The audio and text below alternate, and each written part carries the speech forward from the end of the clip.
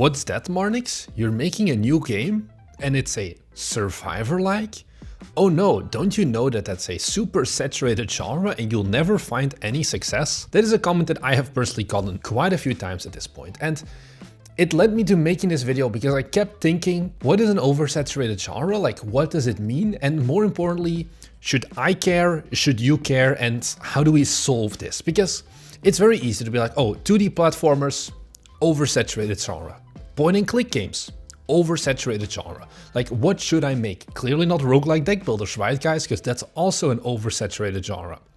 But that isn't stopping people from, one, making games in those genres, and two, successful games still coming out to this day in said supposedly oversaturated genres. So I want to talk a bit more about that. And I think first of all, yeah, let's dial it back a bit and talk about what is an oversaturated genre.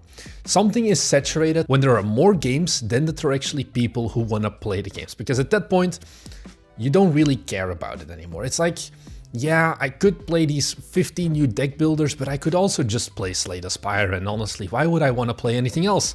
That is saturation, where it doesn't matter how good your game is or how much marketing you do or whatever, people just aren't as interested in your game anymore because there are too many other games already in that same genre competing for their attention. So why do you have genres like 2D platforms and point and clicks being like oversaturated genres, for example? Well, it's because of two main things. First of all, they're kind of easy to make. You also see this with roguelikes and things like that. It's really incentivizing for indies to make like roguelikes, for example, because they simply don't need to make as much content as if they were going to be making an 8-hour linear story-based RPG, for example. It's just easier. And then on top of that, we have a bunch of those runaway successes, these breakout hits, like for example a Celeste, a Hollow Knight, a Vampire Survivors or whatever, that seemingly are kind of easy games to make at the end of the day, but that makes so goddamn much money and that break out of that saturation basically and go into the mainstream and everyone talks about it and the games make millions of dollars. So it's very easy to be like, oh, this is a game that I think I could make as well. Like, I could also make a Hollow Knight and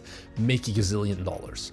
But the problem is, if you start looking into it more and you look at the data of like how many games are being released on Steam right now, even genres that honestly feel like they were safe and not saturated, like 4X games, for example. One of the most hard notoriously to make genres. There's so many of them coming out now as well that we're almost reaching a point of saturation even there. And that gives the question, if every game genre is saturated, then why do people still buy games? What makes you stand out? What is something that you can do to make sure that people will keep caring about your game, even if it's maybe not the most interesting? And I think the first big problem is that those games, like especially if you look at, Slay the Spire, Hollow Knight, Celeste, they're kind of a bit older.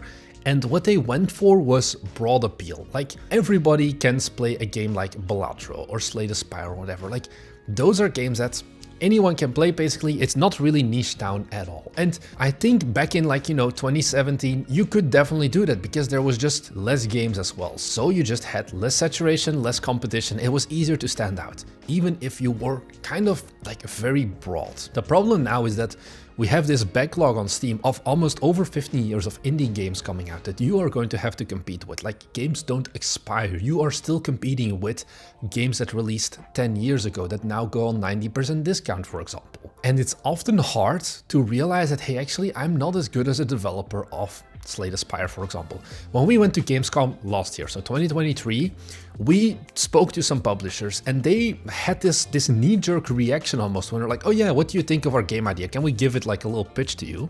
And they were like, okay, as long as it's not a roguelike deck build. This is an actual thing that publishers have told me. You can pitch whatever you want as long as it's not a roguelike deck builder, because that's, one, is a saturated genre, and because the pitches they were getting were that broad appeal. It's like, oh yeah, it's Slay the Spire, but just different setting or whatever, and it's still very broad. And they know that, look, it doesn't matter how much money we throw in it, marketing-wise or whatever. This is a genre, and this is a pitch where you can't stand out, really. You can't be better than, honestly, a game that is already like a 10 out of 10. And that is the problem. That is when you get that saturation problem, when you try to make games that are just not as good as previously released games. And that's why it's more and more important to focus on specific niches and even like sub-niches. I think a good example of this is the grocery store simulators and like all of those simulators, basically, of like shop simulators. You first had the big broad appeal ones like grocery store simulator. This is very recent still as well, but This is a genre that I think like a lot of games got shit out very quickly by publishers like Playway and things like that, where the core thing of if you were to launch another supermarket simulator right now, it wouldn't go well anymore. Because once again, there is already a game that is most likely better than what you could have made in that setting. But what you can do to differentiate yourself a little bit is make follow-ups on that and be like, okay, supermarket, how can we niche it down even more? Trading card game simulator, game store simulator, car rental simulator, all of them use that same core loop that original grocery store simulator basically had. Okay, you have to manage your inventory, you have to like stack shelves and things like that, and then you make money that way. Like the core itself is the same, but it's so much more niche that, you know, there's like 1 or 2 games that are that specific style of game, but they are part of a bigger ecosystem of a specific sub niche already. And this drilling down gives you more opportunities, and even if maybe you're not getting as big of an appeal anymore, you're usually, honestly, Steam is really big, you'll still get enough people playing your game to probably be able to live off it, if it is a good game and it is a game in a niche that people want. I'm gonna give you a little bit of a weird analogy, but it's gonna make sense, I promise. It's like porn, basically. There is so much free porn on the internet that you can honestly ask yourself the question, why is anyone still paying for porn? And the reason for this is, okay, porn in this case is like our broad genres, like our big hitters, like the ones that you know and they're like very basic. Then why are there still people earning like tens of thousands of dollars or more, or honestly also less, but still good money from things like OnlyFans, Fansly, Patreon and things like that? Well, because what they do is they niche down into a specific thing and they appeal to a very specific smaller piece of the pie, like a smaller piece of the audience that watches porn in general, but it's so hyper focused on what those, like, let's say 100 guys in the world are interested in, that none of them have a problem paying like $50 a month for it, because it is so in tune with what they want that it's still worth it for them, and it's much better than if they were to look for free alternatives or like the more, you know, commonly found alternatives. You basically want to become the OnlyFans creator in this point, not just as a backup plan in case that game development doesn't end up working out, but more like your game is like that OnlyFans creator. It's super niche, but you know that it still appeals to certain people. I think a good example of this, once again, is with 4X. Yes, the Civilization style, if you go for that broad appeal of, yeah, you go through multiple generations and whatever, that is something that there are so many games already doing that. But what you can then do is focus really deeply on a specific location in the world or a specific timeline or whatever, and be like, yeah, I'm going to make a 4X game that is focused on the 3 kingdoms, for example, like the Chinese 3 kingdoms, and only that. Or I'm gonna make a 4X game that is only focused on, hey, the period of the 1940s up until like 1970s, like very specific small niches. You're reducing the amount of basically competition, even though you're working in a saturated niche of 4X or whatever. You can apply this to basically every genre that there is of, hey, I have this automation game and I'm gonna focus on one specific thing. I'm on the moon, I'm in a cave, I'm somewhere, and trying to be more specific there and standing out and almost carving your own little niche and getting rid of the competition. There's a few ways you can do this relatively easily. The first one is art style. This is something where, okay, 2D platformers, super saturated genre, right? But then if you get someone with an exceptional art style like Cuphead, you can just stand out so much that honestly nobody even compares you to the other 2D platformers. And they're like, yes, this is so identifiable, this is so memorable and so unique, we want this, we are interested in this. Some other things you can do is like mixing genres, like Cult of the Lamb mixes like some roguelites with some base building and things like that.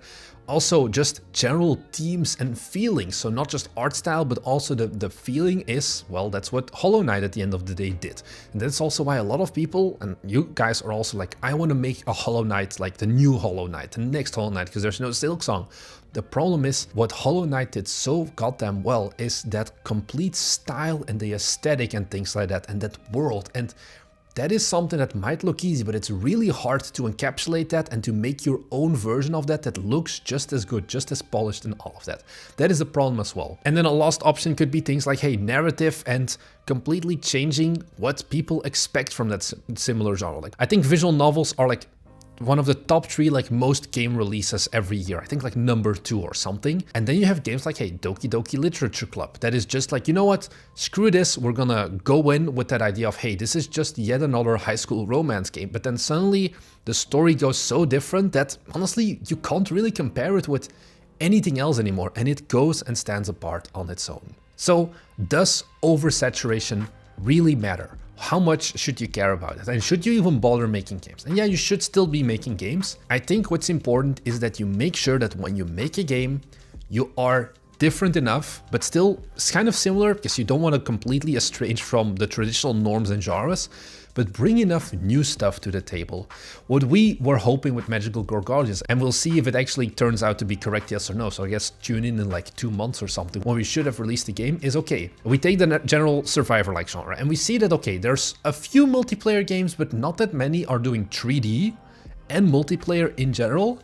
And then, okay, there are a few that do that, and then we're on top of that going to add that vibe of, okay, a lot of them are like very dark more and like, you know, fantasy or like depressive or with guns and space bugs and whatever. And we're like, okay, let's completely 180 and let's go for magical girls, cute anime girls, cute enemies, cute everything, shoot everything to shit. And that gives us the idea of, okay, maybe survivor likes in general may be kind of more saturated, but I think we can stand out enough that it doesn't matter that much. If we were to make an actual other survivor like that is, you know, using a similar color palette, similar style, 2D, maybe in like also a dark mythology like setting, then yeah, it gets harder to stand out. I think what we're doing is going really in on having more poppy visuals, having more of like a completely different feeling that I think it can work out for us in that regard. And at the end of the day, if you're making a game, you have two options. Either you can be better or you can be different. Jonas Tyroller talked about this in one of his recent videos as well, where it's often easier to be different, like I said, and not really be super easy to compare to other games in that same oversaturated genre,